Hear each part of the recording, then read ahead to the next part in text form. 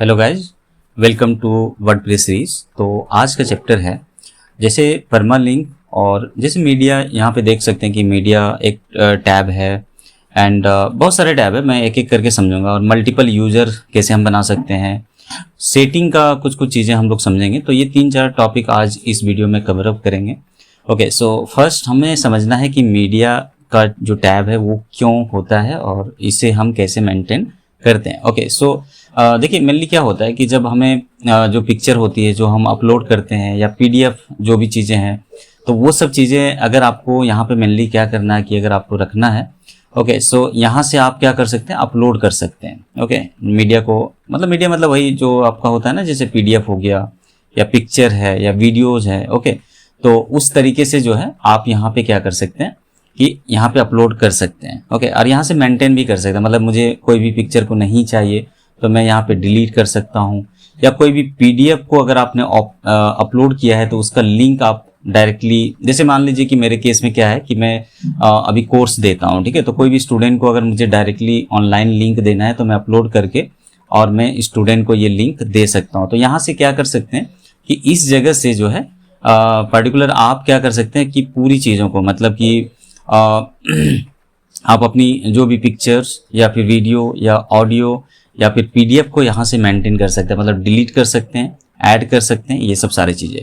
बहुत बार एक प्रॉब्लम होती है कि ये जो मैक्सिमम अपलोड साइज है ये कम होता है आपकी वेबसाइट पे। ओके, जब आप इंस्टॉल करते हैं तो इसमें एक प्रॉब्लम होता है कि ये चीज़ आपका बहुत ज़्यादा कम होता है, तो इसको मेंटेन करना होता है। मतलब इसको अगर इस टाइप का प्रॉब्लम हो कि आपका मैक्सिमम जो अपलोड साइज जो है वो कम है, तो ये चीज़ आपको बढ़ाना पड़ेगा 1 GB या 2 GB जैसे भी करना है। तो अभी मैं दिखाता हूँ कि ये बढ़ाया कैसे जाता है। ओके, सो हम जाते हैं, देखिए सी पैनल आपके पास होना चाहिए, सी पैनल, और इसका लॉगिन एंड पासवर्ड भी होना चाहिए। ओके, जैसे क्लाइंट का ओके, मैं बाद में इसको बताऊंगा। एक्चुअली अभी मेरे पास सी पैनल का डिटेल नहीं है, तो मैं इसको बाद में एक अलग से वीडियो बना के मैं इसको बताऊंगा कि कैसे इसको मतलब कि पूरे तरीके से इसको बढ़ा सकते हैं। तो ये बहुत बड़ा प्रॉब्लम होती है कि आपकी साइज थोड़ी कम होती है। ओके, एंड कमेंट सेक्शन जो होती है, जहाँ पे आपकी जो कमेंट होता है, तो वहाँ पे आप मेंटेन कर सकते हैं कि अप्रूव या डिसअप्रूव या स्पैम, इस टाइप की चीज़ों को आप यहाँ से मेंटेन कर सकते हैं। और ये बहुत ही सिंपल है कि अगर आपको कुछ कमेंट आती है या अच्छे कमेंट आते हैं या बुरे कमेंट आते हैं, तो आप यहाँ पे रिप्लाई या डिलीट यहाँ से मेंटेन कर सकते हैं। ओके, ये एक पार्ट है अपीयरेंस जो थीम वाला है। तो मैं थीम के अकॉर्डिंग मैं अलग से बताऊंगा कि फ्री थीम क्या होती है, पेड थीम क्या होता है। तो ये सब चीज़ें हम लोग बाद में समझेंगे कैसे इंस्टॉल होती है और कैसे हम सारी चीज़ों को मेंटेन करते हैं। प्लगइन्स का भी अलग से हम बात करेंगे, क्योंकि प्लगइन्स भी हमें समझना पड़ेगा कि कौन कौन सा प्लगइन्स इंपॉर्टेंट है और कौन सा प्लगइन एडिटर के लिए अलग अलग टाइप का, जैसे कि एसईओ के लिए कौन सा प्लगइन होगा, तो वो सारा चीज़ हम लोग यहाँ पे बाद में समझेंगे। ओके, सो मल्टीपल यूजर हम कैसे बनाते हैं। सपोज करिए कि आप 2-3-4 लोग मिलके और एक ब्लॉग स्टार्ट करना चाहते हैं, या फिर आपके पास कोई एम्प्लॉई है और आप चाहते हैं उसको जो है एक्सेस देना है, या कोई एडिटर है, तो इस तरीके से अलग अलग टाइप का रोल हो सकता है। तो आपको क्या करना है कि जो मेन एडमिन होती है वो यहाँ पे आके, जैसे एडमिन में जाके यहाँ पे देखिए कुछ भी एक मैं नाम दे देता हूँ, जैसे मैं साहिल दे देता हूँ, और इस तरीके से एक ईमेल मुझे देना पड़ेगा, ठीक है। सो मैं दे देता हूँ इस तरीके से कुछ भी, मैं एक एग्जांपल, बल्कि इसको थोड़ा मतलब जेन्युइन देना है, क्योंकि ईमेल में बहुत बार क्या होता है आपकी जो पासवर्ड होती है वो वहाँ पे जाता है। ओके, सो नाम मैं दे देता हूँ यहाँ पे इस तरीके से, कुछ भी दे देता हूँ, लाइक ये मैं दे देता हूँ। वेबसाइट अगर आपके पास है तो दीजिए, नहीं तो छोड़ दीजिए। और यहाँ से एक पासवर्ड आप कुछ भी दे दीजिए, जैसे कि एडमिन ही दे देता हूँ मैं।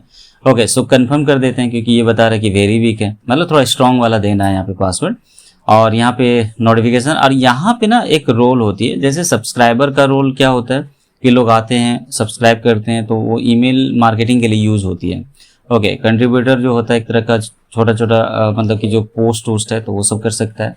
ऑथर भी लगभग एक जैसा ही होता है। एडिटर और जो एडमिन होता है वो मेन होता है, ठीक है। तो इसमें से जो भी रोल आपको देना है, और अलग अलग टाइप का यूजर को आप यहाँ पे रोल दे सकते हैं और आप सेव कर सकते हैं।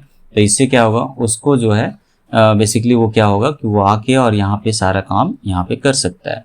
ओके, सो इस तरीके से यूजर को आप पासवर्ड भी बाद में, मान लीजिए कि कोई यूजर ने बेसिकली आपका कंपनी छोड़ दिया या फिर आप उसके साथ पार्टनरशिप टूट गया, तो आप इसको एडिट करके आप पासवर्ड को चेंज कर सकते हैं, ईमेल को भी आप चेंज कर सकते हैं।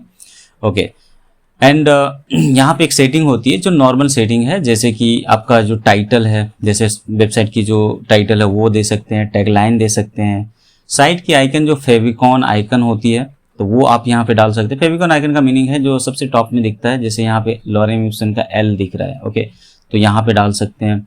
इसको चेंज करने की ज़रूरत नहीं है, यहाँ से बिल्कुल भी चेंज मत करिए।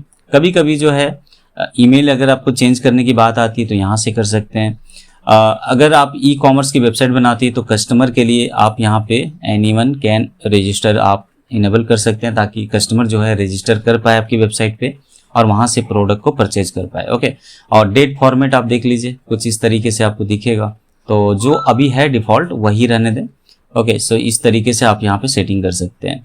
राइटिंग का जो होती है, राइटिंग का उतना ज़्यादा यूज़ नहीं है कि डिफ़ॉल्ट होता है कि अगर आप भूल जाते हैं कि कौन सा कैटेगरीज पे आपको पोस्ट करना है तो ऑटोमेटिक कहाँ पे जाएगा, तो उस तरीके से आपका ये नॉर्मल होता है और इसमें कुछ करने की ज़रूरत नहीं है। ये SMTP वाला है जो बाद में हम लोग समझेंगे कि कैसे ये काम करता है।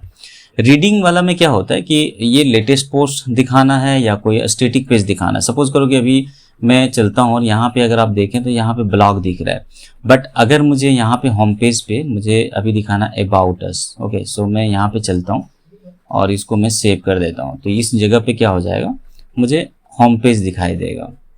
जस्ट ए मिनट, मैं दूसरा चीज़ रिफ्रेश कर रहा हूँ, दूसरा URL यहाँ पे चलिए, तो देखिए यहाँ पे कुछ इस तरीके से मेरा अबाउट अस दिख रहा है।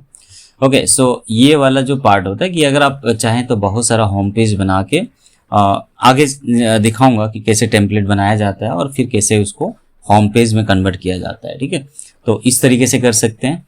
ये सब होता है लिमिटेशन कि अगर आप पोस्ट जो होता है, मैं अभी एक बार और रिटर्न करता हूँ पोस्ट पे और यहाँ पे चलते हैं। ओके, सो यहाँ पे अगर आप देखें तो यहाँ पे 2 पोस्ट हैं, 1 और 2। ओके, सो यहाँ पे टोटल कितना दिखाना है तो उसी के अकॉर्डिंग यहाँ पे होती है। ओके, जैसे यहाँ पे दिखा रहा है 11 और ये एक तरह का RSS फीड एक टाइप का होता है, तो वो दिखाने के लिए होती है। और यहाँ पे देखिए फुल टेक्स्ट है या एक्सेप्ट है, तो मैं एक्सेप्ट कर देता हूँ, तो छोटा छोटा कंटेंट दिखेगा। जब भी ब्लॉग पोस्ट होगा तो छोटा सा दिखना चाहिए। ओके, कुछ इस तरीके से। एंड आगे चलेंगे तो यहाँ पे एक देखिए डिस्कैरेज है ना, मतलब कि ये होता है कि सर्च इंजन में दिखाना है या नहीं दिखाना है।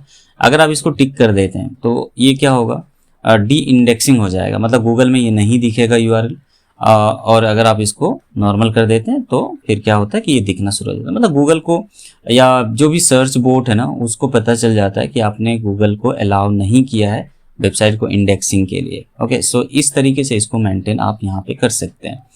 डिस्कशन एक मतलब कि बोल सकते हैं कि जो कमेंट वाला सिस्टम होता है कि कौन कौन क्या कर सकता है। देखिए बाय डिफ़ॉल्ट होता है कि कौन अलाउ है, कौन सा डिसअलाउ है, तो थोड़ा बहुत यहाँ पे देख लीजिए। यहाँ पे जैसे लिखा है एनीवन पोस्ट ए कमेंट, तो अगर सबके लिए है तो ठीक है, नहीं तो फिर रजिस्टर करना पड़ेगा। ओके, सो यहाँ पे आपको ये थोड़ा सेटिंग आपको देखना पड़ेगा। ये बहुत बड़ी बात नहीं है, नॉर्मल सा चीज़ है, आप इसको एक बार पढ़ के आप यहाँ पे कर लीजिए। ओके, मीडिया में क्या होता है, मीडिया मतलब वही इमेज का जो होता है वो सारे चीज़। तो इमेज का जो साइज़ है ना बाय डिफ़ॉल्ट ये कुछ थंबनेल के लिए होती है, तो आप इसको बढ़ा सकते हैं। ओके, मीडियम साइज़ में कुछ इस तरीके से, और लार्ज जो होता है कुछ ये वाला होता है। तो इस तरीके से क्या करना है कि आपको एक साइज़ जो है आप चाहो तो, या फिर डिफ़ॉल्ट जो है वो रहने दीजिए। तो इस तरीके से आप यहाँ पे कर सकते हैं। उसी तरीके से परमालिंक होती है। परमालिंक का मीनिंग जैसे मैंने आपको समझाया था कि जब भी कोई चीज़ पे क्लिक करते हैं, सोचिए कि मैं टेस्ट न्यूज़ पे क्लिक करता हूँ तो यहाँ पे एक लिंक जा रही है जिसमें डेट भी जा रही है। ओके, तो मुझे नहीं चाहिए डेट, तो यहाँ पे अलग अलग जैसे प्लेन वाला करेंगे ना तो बेसिकली ये 1 2 3 इस टाइप का जाएगा। ओके, डेट एंड नेम का मतलब है डेट भी जाएगा, और आपका जो नाम होता है मतलब कि जो पेज या पोस्ट का नाम होता है तो उसमें भी जाता है।